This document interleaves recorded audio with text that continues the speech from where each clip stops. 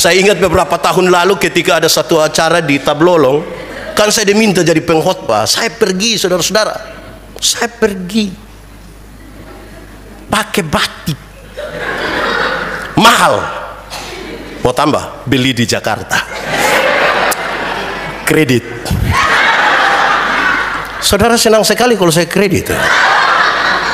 Saya sampai di sana, saudara, semua orang kan santai-santai. Terus ada dua ibu bilang, Pak Pendeta, ya ini pantai Pak. Ya saya tahu ini pantai. Lalu bisa di pantai Bapak pakai batik. Jadi sesuatu kalau tidak pada tempatnya, dia menjadi salah dan tidak punya iman. Amin kok. Aku berkata kepadamu, kasihilah musuhmu, berbuatlah baik bagi yang membencimu, mintalah berkat bagi yang mengutuk, berdoa bagi yang mencacimu. Kalau pipi kirimu ditampar, berikan juga pipi kanan. Aku yang memilih kalian.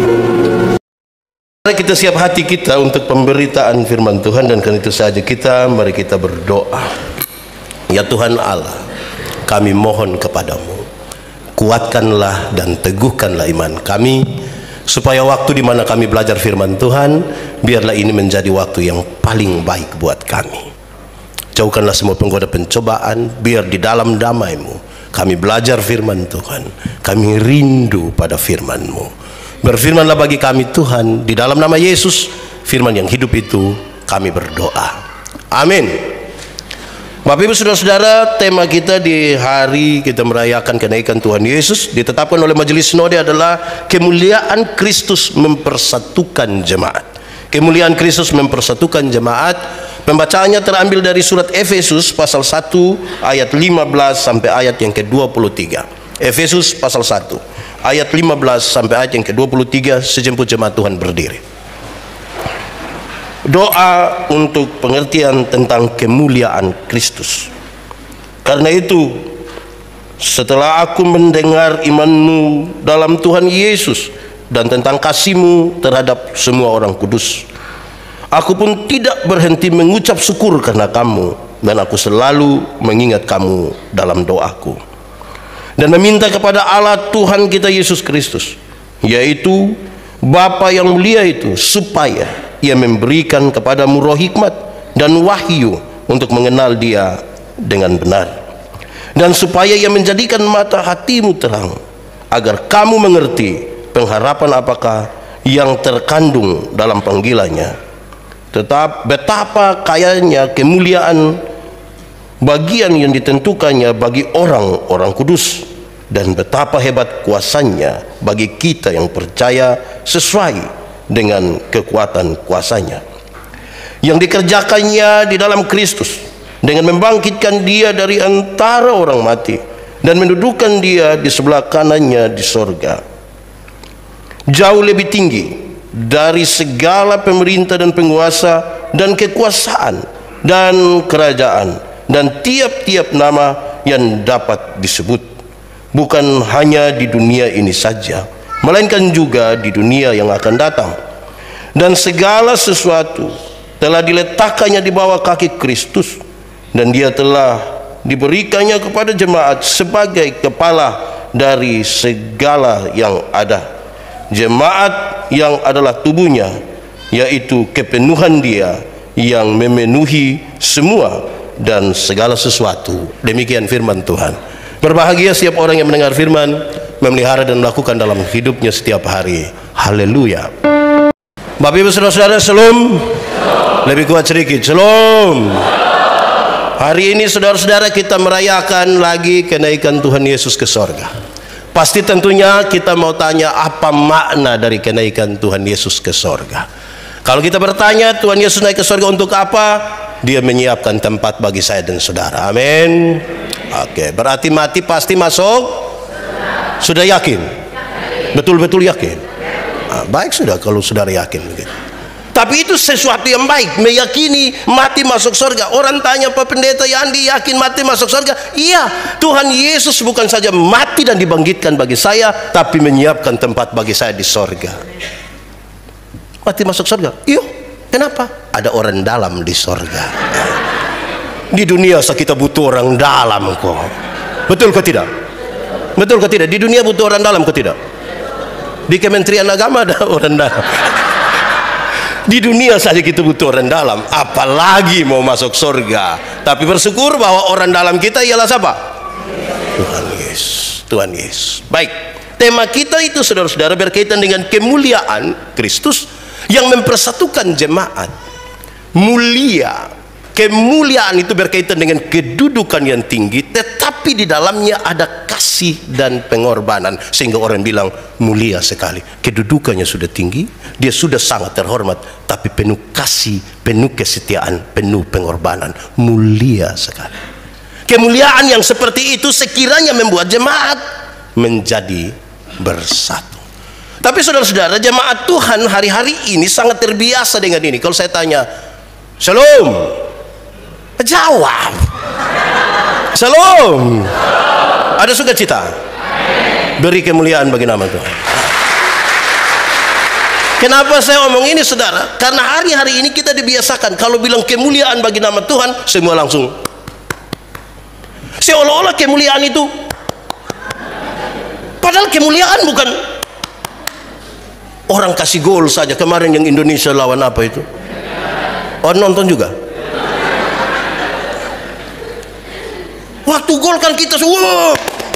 Kemuliaan itu tidak. Kemuliaan jauh lebih besar dari itu.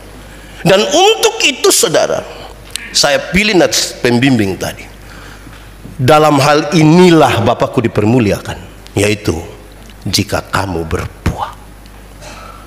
Bukan jika kamu tepuk tangan. Kalau saudara tepuk tangan, tapi kalau tidak berbuah, Allah tidak dimuliakan. Kalau Allah tidak dimuliakan, bagaimana kenyataannya nanti dengan persekutuan jemaat yang menjadi harapan dari tema ini? Saya kira itu hal yang serius. Saudara-saudara, bahkan kadang-kadang sejumlah orang sangat terlena pada kebiasaan, pada lingkungannya. Hampir-hampir dia tidak mau keluar lagi dari itu untuk melihat, menikmati, dan berbagi sesuatu yang lebih indah dengan orang lain. Saya tadi malam baca satu cerita lama, ada satu kisah yang saya rasa ini agak lucu juga. Ada dua anak kecil, mungkin karena mereka terlalu sering menonton sinetron, maka ada satu anak kecil, satu laki-laki, taruh saja namanya Anto, dan satu, kalau ada yang nama Anto ini kan anak kecil, yang di sini kan besar, bukan? Ada yang perempuan namanya Clara. Mereka anak-anak SD kelas 1. Clara ini cantik sekali. Singkatnya, rupa-rupanya masih kecil, tapi Anto itu jatuh hati sama Clara. Nah itu, Anto itu cinta sekali, jatuh hati. Suatu hari karena tidak bisa tahan lagi, dia ingin mengatakan kepada Clara, Clara, aku suka padamu. Tapi sayang, kita kan masih kecil. Tapi sudahlah, engkau tahu dari sekarang, nanti besok-besok ketika kita dewasa, kita dua menikah ya. Jadi untuk menikah 30 tahun ke depan, dia kasih tahu sekarang. Ini luar biasa toh. Ini betul-betul kekal ini, cukup panjang. Nanti kalau dewasa kita menikah ya. Dengan wajah yang sedikit merona, Clara menjawab, Anto. Jangan sampai dia nama Anto.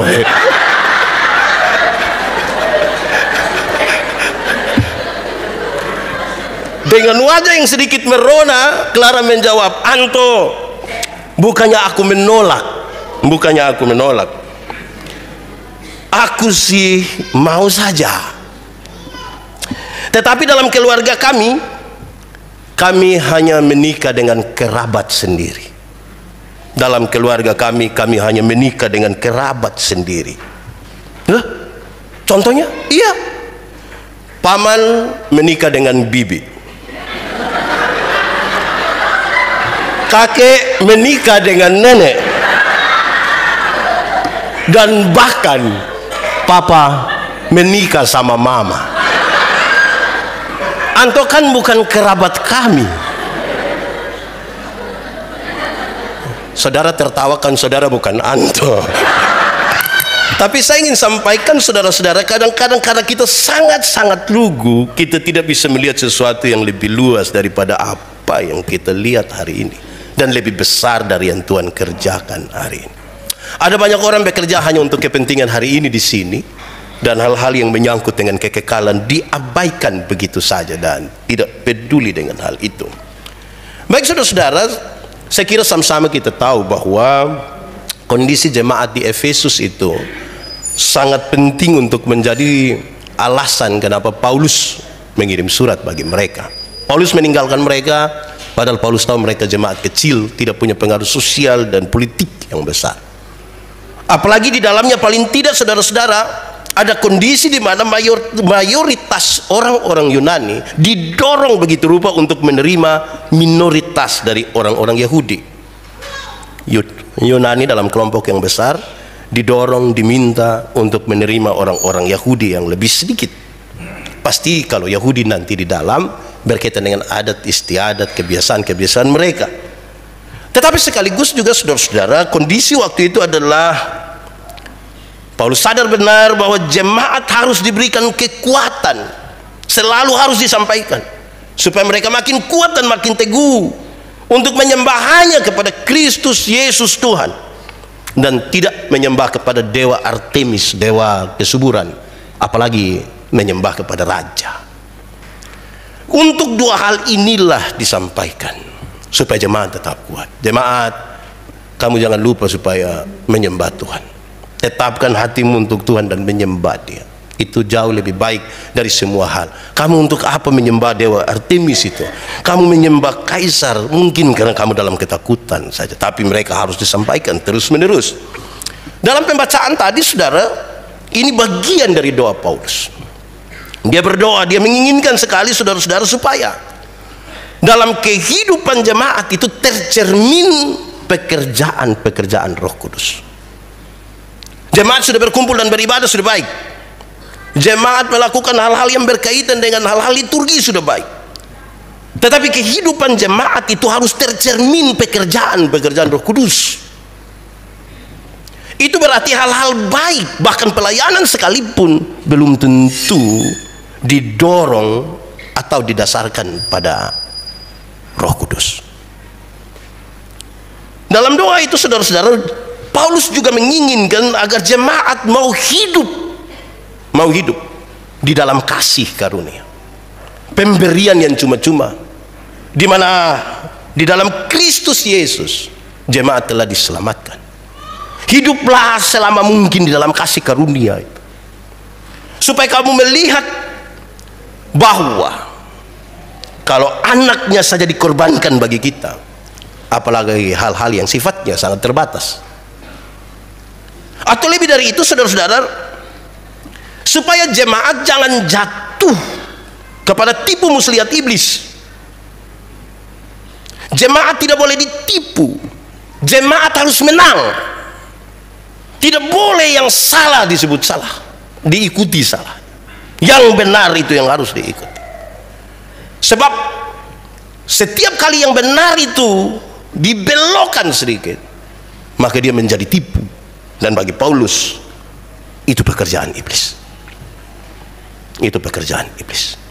Di mana-mana saya tanya orang, tipu itu boleh kok tidak? Boleh jawab, tipu boleh kok tidak? Tipu boleh kok tidak? Kalau untuk kebaikan kita tipu boleh? Kadang-kadang kan orang bilang namanya kita masih di dunia ini, kan kita sedikit-sedikit toh Pak. Kadang-kadang kita kemas dia dengan sangat baik. Saya suka bilang kita suka mengemasnya dalam dua kata, sebenarnya dan tapi. Kenapa tidak terima jadi majelis jemaat? Sebenarnya saya mau Bapak, tapi kalau setapi itu dia tidak mau lagi. Kenapa tidak ikut pelayanan? Sebenarnya saya ikut Bapak, tapi jadi kalau sebentar pulang dari sini ketemu jemaat yang tidak ikut ibadah di sini, terus kita tanya, kenapa tidak ikut ibadah? Sebenarnya sudah saya sudah tahu kau pemakai, tidak usah lanjut lagi. Jemaat harus menang terhadap itu. Jemaat harus menang terhadap tipu-tipu itu. Di sini ada yang biasa tipu-tipu? Ada. Dia ada ikut ibadah. Nah dia laki-laki kau perempuan. Saudara, dalam doa itu juga Paulus menginginkan agar jemaat mau setia dan menerima kuasa kebangkitan Kristus. Kuasa kebangkitan Kristus itu memberi daya dorong untuk mereka yang seolah-olah tidak berdaya ini harus hidup kembali lebih kuat. Betapa kuatnya ini doa saudara-saudara. Dari hal-hal seperti itulah saudara, untuk memberi jawab kepada tema ini saya mau ajak kita renungkan beberapa hal. Tema kita tadi adalah supaya jemaat itu bersatu. Kemuliaan Kristus yang tadi, kedudukannya yang tinggi, dia sudah penuh pengorbanan dalam kasih. Mestinya itu membuat jemaat bersatu. Kalau jemaat pecah belah berarti mereka tidak memahami itu karya penyelamatan Kristus yang luar biasa. Kadang-kadang jemaat tidak pecah belah, pendetanya yang pecah belah. Ya kita pusing sendiri di itu pendeta yang pecah belah. Nah, saudara-saudara, supaya mereka bersatu di dalam nama Tuhan dan Tuhan dimuliakan, maka satu, orang percaya kepada Kristus harus dipenuhi dengan roh hikmat. Harus dipenuhi dengan roh hikmat. Hikmat itu bukan kepintaran. Banyak orang mungkin pintar, sekolah tinggi, tapi tidak berhikmat. Hikmat itu adalah pengetahuan, talenta, segala sesuatu yang dipergunakan pada waktu yang tepat, di saat yang tepat. Itu hikmat. Ada orang karena dia pintar, dia tidak berhikmat karena dia sangat egois. Itu juga jadi soal nanti. Sulit untuk bersatu seperti itu saudara. Saya mau tanya saudara, pakai jas begini ini baik atau tidak? Kayak saya begini, baik atau tidak? Baik. Kalau pakai di gereja, coba bayangkan kalau saya mau pergi pantai sebentar terus bilang, saya pendeta tolong cari ke saya jas. Masa pergi ke pantai pakai? Menurut saudara kalau udah lihat saya pakai jas di pantai mantap, kemungkinan saya mau prewed itu. Saya ingat beberapa tahun lalu ketika ada satu acara di Tablolong, kan saya diminta jadi pengkhotbah. Saya pergi saudara-saudara, saya pergi pakai batik mahal. Mau tambah, beli di Jakarta, kredit. Saudara senang sekali kalau saya kredit. Saya sampai di sana saudara, semua orang kan santai-santai. Terus ada dua ibu bilang, Pak Pendeta, ya ini pantai Pak. Ya saya tahu ini pantai. Lalu bisa di pantai Bapak pakai batik. Jadi sesuatu kalau tidak pada tempatnya, dia menjadi salah dan tidak punya hikmat. Amin kok? Amin. Yang di sini ini berhikmat semua. Berhikmat. Oh, ya itu. Jadi saudara-saudara, selanjutnya hikmat itu bahasa Yunaninya adalah Sophia. Sophia. Di sini ada yang nama Sophia? Ada kok? Lalu nama apa saja yang saudara? Sophia, hikmat tadi yang menggunakan segala sesuatu. Persekutuan jemaat, kalau persekutuan jemaat yang tanpa hikmat kita sulit untuk bersatu dan Tuhan dimuliakan. Kita ibadah ada anjing masuk di sini. Kita semua kan tidak suka kalau ada ibadah terus ada anjing di depan toh. Yang berhikmat, dia punya cara untuk usir itu anjing, beda dengan yang tidak berhikmat. Amin kok? Yang berhikmat itu dia atur bagaimana kok. Yang tidak berhikmat itu, siapa punya anjing ini? Macam dia punya tuan saja. Itu tidak berhikmat. Ini paduan suara ada dua ini toh. Paduan suara Agape, Kupang City Koral. Kan ini kumpul banyak orang. Kalau tidak pakai hikmat, saudara nanti akan jadi tersinggung-tersinggung nanti. Ada yang biasa tersinggung-tersinggung. Nah itu kurang berhikmat itu. Kita kumpul banyak orang, harus pakai hikmat. Nah, Sophia tadi, Sophia, dia punya teman ada dua orang. Satu namanya Aletheia. Satu namanya siapa? Di sini ada yang nama Aleta? Tidak ada juga. Wih. Saudara pun nama ini saya pusing ini. Aleta, apa artinya? Kebenaran. Kita sudah punya hikmat, baik. Tapi harus jaga kebenaran. Jangan sampai punya hikmat untuk melindungi yang salah menjadi salah, tidak boleh. Aletheia, kebenaran. Kebenaran dalam Alkitab itu menarik, saudara. Banyak orang merasa dia hidup dalam kebenaran, tapi belum tentu. Kenapa? kebenaran itu punya 3 dimensi. Satu, kebenaran berdimensi legal, legalitas, ikut aturan. Semua bentuk pelanggaran terhadap aturan tidak benar dan Tuhan tidak mau. Legalitas yang dibangun di atas pulihnya hubungan manusia yang berdosa ini dengan Tuhan, itu kebenaran. Contoh, saudara pernah naik motor? Saudara tahu motor ke tidak? Pernah naik motor? Siapa pemotor? Sendiri punya kok? Ya, sudah lunas? Saudara kalau naik motor, ada SIM, ada STNK, pakai helm, lampu-lampu ada, dia pun kaca spion ada. Ada operasi lalu lintas di katedral. Katedral di mana kalau saya tunjuk? Oh, di sini. Ya kan dari sini putar. Ada operasi di situ. Saudara berani masuk ke tidak? Karena ikut yang benar toh.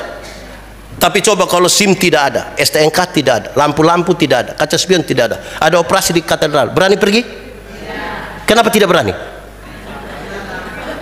Kan saudara punya om polisi toh. Makanya ikut saja yang benar. Ikut saja yang benar. Pakai helm, ada SIM, ada STNK, lampu-lampu ada, kaca spion ada. Sampai di situ, polisi tidak tahan, saudara putar kembali.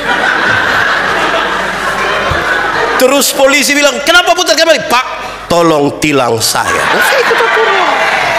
Karena kita ikut aturan. Amin toh? Iya, itu penting. Kedua, kebenaran itu berdimensi moral. Kebenaran punya dimensi moral. Kesatuan antara pikiran, perkataan, dan perbuatan. Itu kebenaran. Kenapa? Tidak semua senyum itu tulus. Amin kok? Jadi yang saudara senyum ini ada tulus. Nah, baik sudah. Kita datang, kita bilang shalom, semua bilang shalom. Kita lewat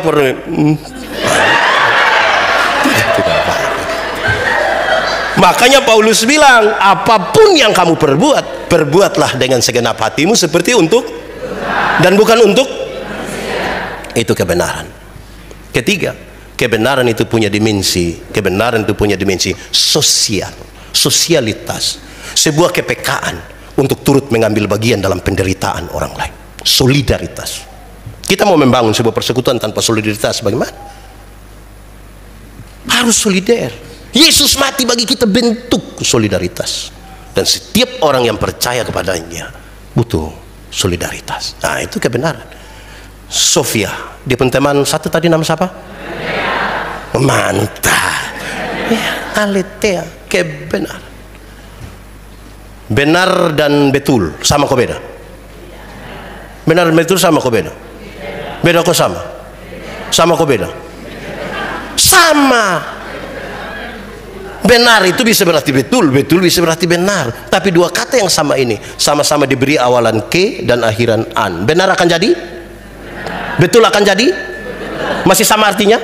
Beda. Kebenaran arti lain, kebetulan arti lain. Sekarang saya mau tanya, kalau saudara ikut ibadah hari ini di sini, kebenaran atau kebetulan?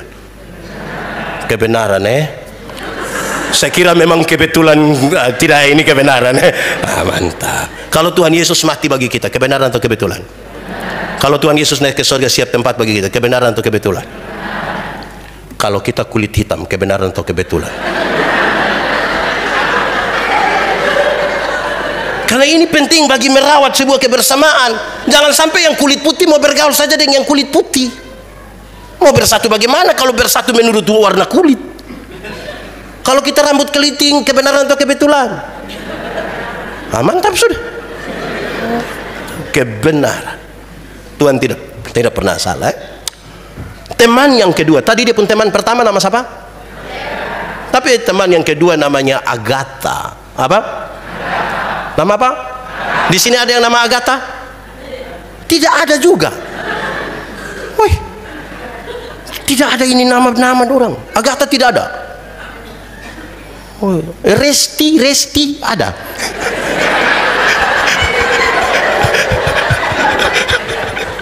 Putri.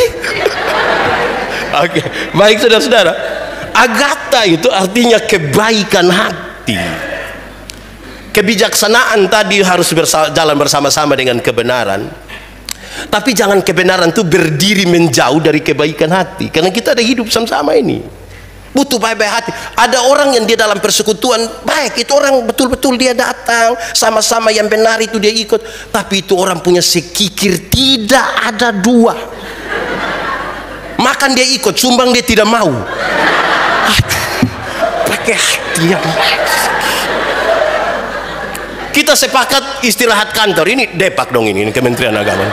Istirahat makan di situ, setiap kali makan, ya kenapa? Lupa dompet.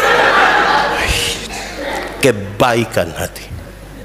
Tapi kebaikan hati harus ditaruh di atas hikmat, di atas kebenaran. Jangan sampai kita kebaikan hati tapi kebaikan tak salah. Saudara tahu kisah dongeng anak-anak sekolah dasar dulu toh? Kisah persahabatan antara monyet dan ikan. Ada satu waktu hujan besar dan banjir. Monyet takut kalau nanti ikan terbawa banjir. Monyet panggil, ikan, mari, woi mau keluar bagaimana? Woi banjir. Terus dia ranting yang agak sedikit ke sungai itu, dia merayap di situ, dia pegang ikan, dia angkat naik. 5 menit kemudian, 5 menit kemudian, ya, baik kan? Tapi baik yang salah itu ikan kemudian jadi kuah asam karena salah tempatnya. Jadi kebaikan mesti ditaruh secara benar toh, hikmat sekaligus juga dalam kebenaran. Itu bagian pertama, saudara. Kadang-kadang kita rindu menolong tapi kita salah tempat. Ini butuh sesuatu yang lebih luas dari sekedar kebiasaan. Saudara-saudara, ada satu bapak yang kehilangan penglihatan sudah cukup lama. Dia sudah buta cukup lama, menghampiri seorang pendeta dan dia bilang, Bapak pendeta, saya mohon supaya setelah ibadah ini Bapak tolong doa supaya saya dapat penglihatan kembali. Terus Bapak pendeta bilang, baik. Saya akan berdoa. Tapi bolehkah saya bertanya? Oh iya, kenapa? Bapak datang ke sini nih, Bapak jalan bagaimana bisa sampai sini? Beliau jawab, saya berjalan dengan iman. Puji Tuhan, Bapak pun akan disembuhkan dengan iman. Terus Bapak ini panggil, Iman.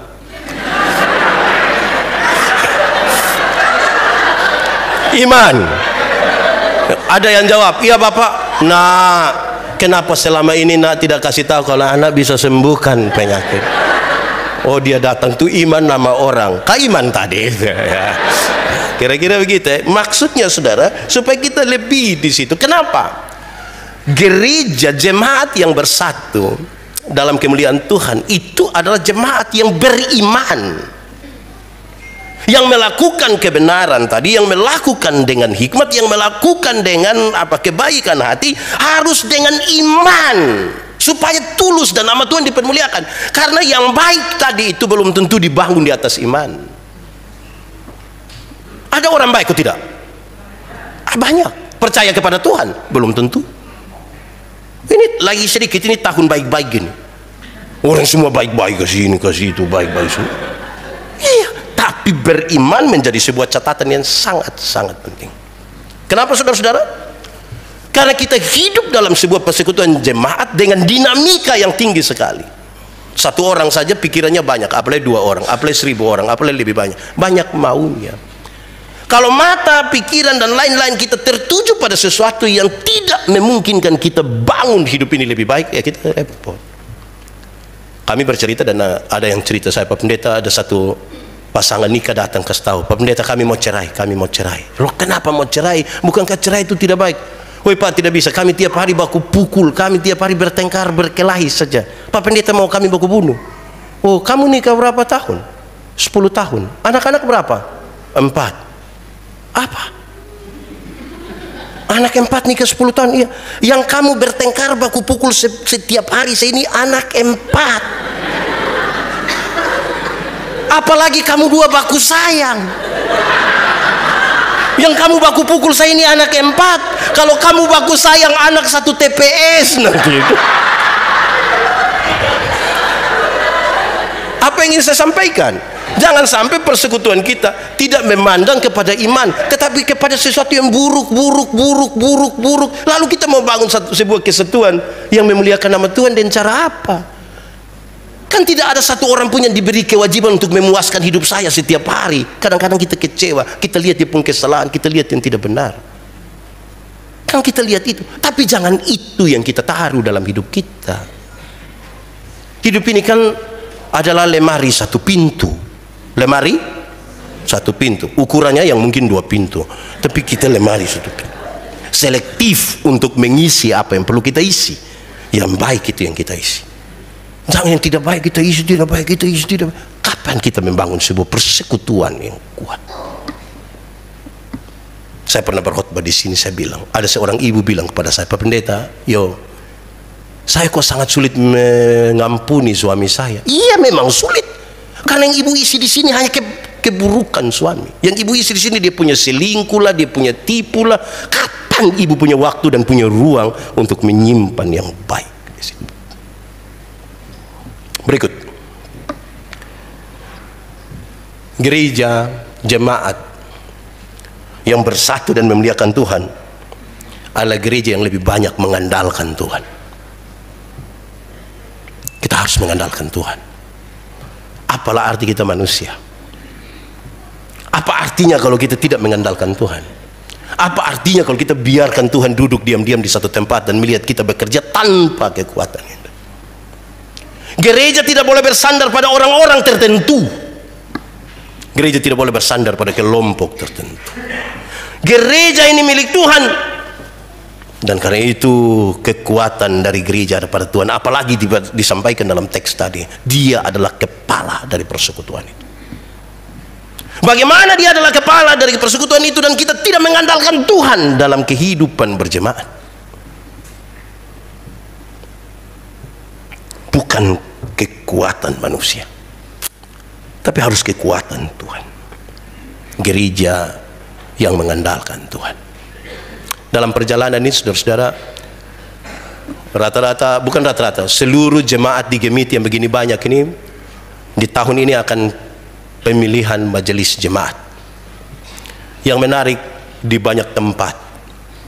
Di banyak tempat itu, kalau dorang proses mau pilih majelis itu luar biasa. Saya baru bilang, pilih dia Pak. Kenapa? Dia yang ada mobil Pak. Supaya kalau ada acara kan tinggal pakai dia pun mobil. Oh, ini kita susah lah kekuatan ini. Ini kekuatan. Tuhan mencari orang-orang yang mau. Bahwa kemudian kalau dia mampu itu soal lain. Tapi pertama mesti mau dulu. Supaya apa? Dia belajar bahwa Tuhan yang menjadi kekuatan. Di banyak tempat ketika pencalonan majelis, persiapan menuju, mereka bilang kepada saya beberapa orang yang Pak Pendeta, saya ini sekolah tidak betul Pak Pendeta. Saya ini gugup kalau bicara di hadapan umum. Saya bilang puji Tuhan, puji Tuhan. Saya puji Tuhan sekali kalau sejak awal engkau tahu kalau engkau sekolah tidak betul. Sejak awal engkau tahu kalau engkau gugup bicara di hadapan umum. Supaya apa? Supaya engkau belajar bersandar kepada Tuhan. Bayangkan kalau yang dicalonkan datang dia bilang tenang, kecil, khotbah kecil. Oh, dia sudah tidak berdoa lagi, dia tidak andalkan Tuhan lagi. Dia tidak persiapan lagi. Karena itu memang mengandalkan Tuhan tuh kita mengerjakan yang kita punya, selebihnya Tuhan kerjakan. Ketiga, gereja adalah gereja yang bersatu, memuliakan Tuhan, tetapi harus ingat bahwa kita didorong oleh kuasa kebangkitan Kristus. Jadi bukan saja mengandalkan Tuhan, tapi penggeraknya adalah kuasa kebangkitan. Berkali-kali di mana-mana saya katakan, Injil itu pembebasan. Dalam berita pembebasan, mereka yang mau mati itu dibangkitkan untuk semangat dan hidup lagi. Mereka yang sudah tidak berdaya mendapat sebuah kekuatan baru karena kebangkitan Kristus. Mereka mau maju, mereka mau hidup lebih baik. Digerakkan oleh apa? Kuasa kebangkitan. Jika Kristus tidak bangkit, sia-sialah imanmu. Supaya apa? Kita belajar untuk mengandalkan kuasa kebangkitan untuk maju. Tadi Di bagian sebelum ini kan saya bicara tentang mengandalkan Tuhan, berkaitan dengan ada bagian kita tapi ada bagian Tuhan. Tapi selebihnya dalam aktivitas orang-orang bergereja yang bersekutu mesti didorong oleh kuasa kebangkitan Kristus. Kuasa kebangkitan Kristus itu memungkinkan kita untuk menyampaikan kabar-kabar sukacita, kabar baik di mana-mana. Saya suka pakai contoh. Saya doa di orang-orang sakit dan di rumah sakit. Saya bilang, nenek kita doa nenek. Tapi mungkin saya doa habis nenek sudah mati. Tapi nenek mati masuk surga. Kita jelaskan kenapa dia mati masuk surga. Pak Pendeta, mati hari ini atau besok sama. Hidup Tuhan yang kasih. Bahkan berhadapan di lorong-lorong kematian pun dia masih punya harapan yang kuat. Ada anak muda datang bilang kepada saya, Pak Pendeta, saya rasa saya orang paling berdosa di dunia. Adik, Pak Pendeta juga orang berdosa. Tapi kasih Tuhan lebih besar dari kita dua punya kesalahan. Dia jadi semangat. Bayangkan kalau dia datang, dia bilang, Pak Pendeta, saya rasa saya manusia paling berdosa. Iya, saya lihat engkau pemuka-muka berdosa ini, saya sudah lihat. Engkau ini kalau tidak bertobat nanti kaki tangan patah buang semua. Ini berita apa ya? Kita suka tahu kaki tangan patah ini sebentar dia mau keluar di pikiran ini. Jadi bawa berita yang baik-baik gitu. Jangan berita yang kasih takut. Masih banyak kok orang-orang Kristen suka kasih takut orang. Masih ada kok tidak? Yang suka putar film-film neraka kok kasih takut orang-orang itu. Orang nonton habis neraka. Saya tidak takut karena saya masuk surga bukan karena takut hukuman di neraka. Saya masuk surga kan Tuhan Yesus mati ganti saya. Bukan takut. Itu hari saya kan bilang, ibu-ibu. Di sini ibu-ibu 10 saja. Ibu-ibu. Kasih makan anak-anak yang umur 1,5 tahun itu gampang kok susah. Susah kan? Lari-lari ikut-ikut sampai teriak ibu. Ini anak pun tidak bisa mengerti orang tua sedikit.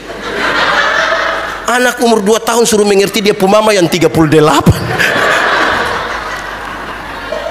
Tidak bisa kasih makan, bukan om baik adik makan, tapi dia bilang makan itu om dah. Wah, ini anak besar dalam ketakutan.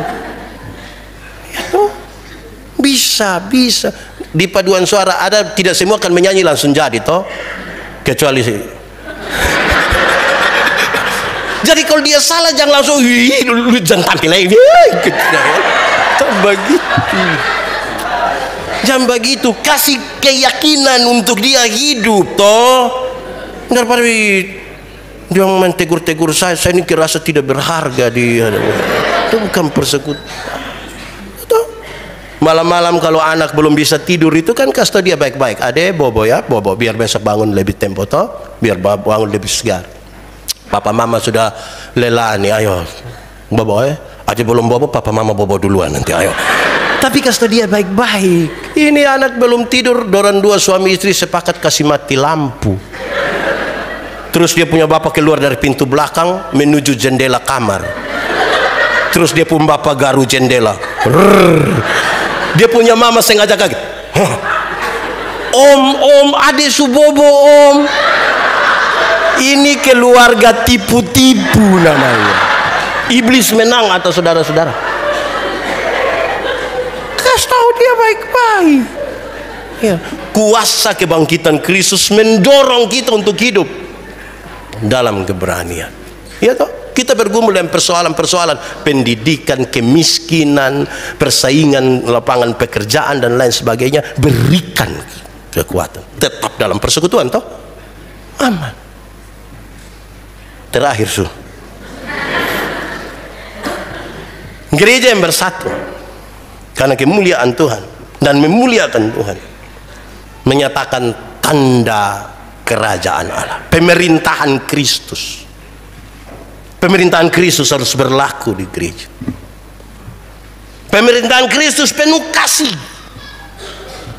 penuh keadilan, penuh keberpihakan. Itulah tanda kerajaan surga di tengah-tengah persekutuan yang bersatu karena kemuliaan Allah dan untuk memuliakan Allah. Dia harus menjadi sebuah tempat bersekutu di mana di mana hal-hal tadi dalam tanda-tanda pemerintahan Kristus itu betul-betul nyata dalam hidup kita. Yang salah nih, biar salah. Tapi kadang-kadang memang saudara, persekutuan yang bisa saja menjadi salah ketika kita berusaha begitu rupa hanya untuk memuaskan orang-orang, memuaskan jemaat. Kita justru menjadi salah dan bukan tanda-tanda Kristus yang nampak di sana.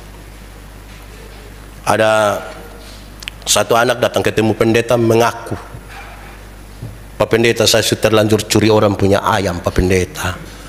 Apakah Bapak mau terima ini ayam kok, Pak Pendeta? Pak Pendeta bilang, jangan, lu jangan bawa saya dalam pencobaan, saya tidak mau ini. Lalu engkau harus mengembalikan itu ayam. Tapi Pak, pemiliknya tidak mau saya kembalikan lagi. Ya sudah, kalau dia tidak mau, yang penting yang suka tahu begitu, dia tidak mau, engkau dapat saja. Baik, terima kasih Bapak. Waktu pendeta pulang, dia hitung dia ayam kurang satu. Ternyata dia ambil pendeta punya ayam. Jadi dia politisir itu kalimat begitu rupa sampai pendeta bilang jangan di saya, engkau dapat saja. Jadi kadang-kadang itu bisa dipolitisir begitu rupa untuk dia punya mau. Itu tidak boleh, tidak boleh. Saudara-saudara, kita butuh itu supaya betul-betul dalam kesatuan kita bersama dengan Kristus, tanda-tanda kerajaan itu ada dalam keadaan apapun, kondisi kita seperti apapun, nama Tuhan dipermuliakan. Amin kok?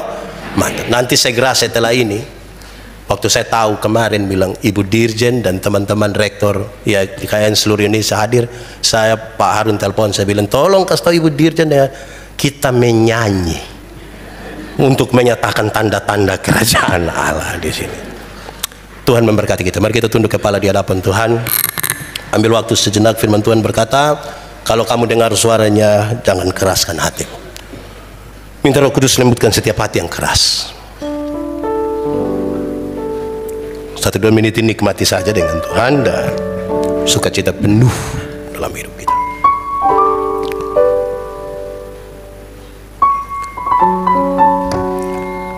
Tuhan Yesus, terima kasih banyak.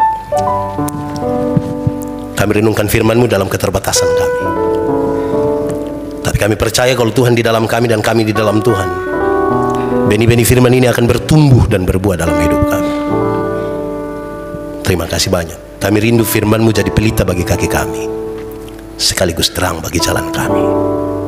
Di dalam nama Yesus kami berdoa. Amin. Saya undang Ibu Dirjen, teman-teman rektor, dengan saya kita menyanyi ya. Saudara tahan napas gitu. Aku berkata kepadamu, kasihilah musuhmu, berbuatlah baik bagi yang membencimu, mintalah berkat bagi yang mengutuk, berdoa bagi yang mencacimu. Kalau pipi kirimu ditampar, berikan juga pipi kanan. Aku yang memilih